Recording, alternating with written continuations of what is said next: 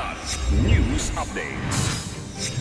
Mga balita ngayon, pulis na traffic officer patay sa aksidente sa Naga City, Cebu. Bayan ng Bangingi sa Sulu, itinatagang MTF-ELAC para wakasan ang lokal na armadong tunggalian. Organizers ng Boss Ironman Motorcycle Challenge sa Mindanao, pinagpapaliwanag ng LTO.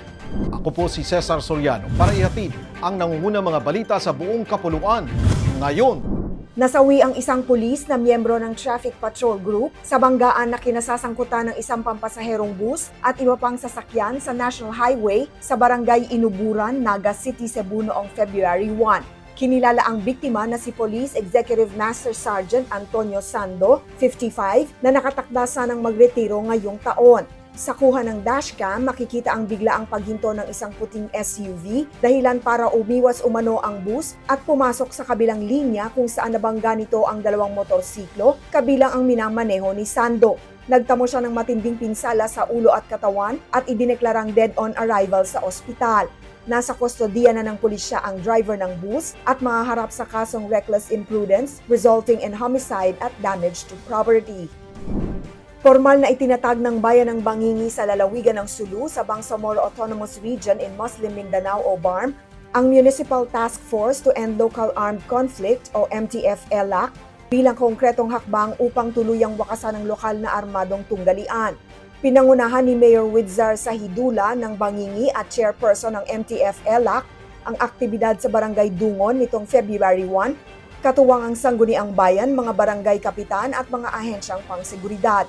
Dumalo ang kinatawan ng Armed Forces of the Philippines o AFP, Philippine National Police o PNP at Philippine Coast Guard o PCG.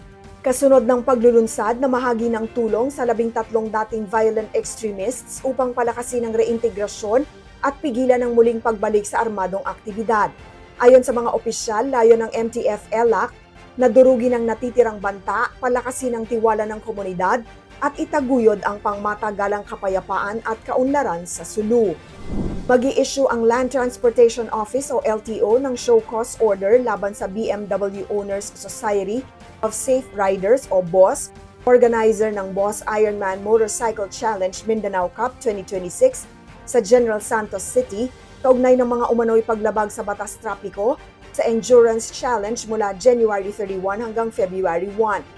Ayon sa LTO, kabilang sa mga paglabag ang overspeeding, paggamit ng hindi otorisadong accessories at modifications, illegal blinkers, hindi paghinto sa red light at pagbaliwala sa mga traffic sign at road marking. Ang mga paglabag na ito ay nagresulta sa ilang banggaan at sa kasamaang palad sa pagkamatay ng isang 7 anyos na bata. Samantala, ligtas at nasa maayos na kalagayan ng iba pang mga nasangkot sa aksidente sa Datu Odinsin Suat, Maguindanao del Norte. Ilang mga lokal na pamahalaan din sa Mindanao gaya sa Bukidnon ang naghain ng resolusyong nagbabawal sa pagdaan ng BIMC at iba pang kahalintulad na motorized vehicle endurance events sa mga pampublikong kalsada ng kani-kanilang bayan. Para sa Kidlat News Channel, ako si Rosalyn Sinchonko, nag-uulat. ako po si Cesar Soriano, kasama nyo sa bawat pagputo ng balita.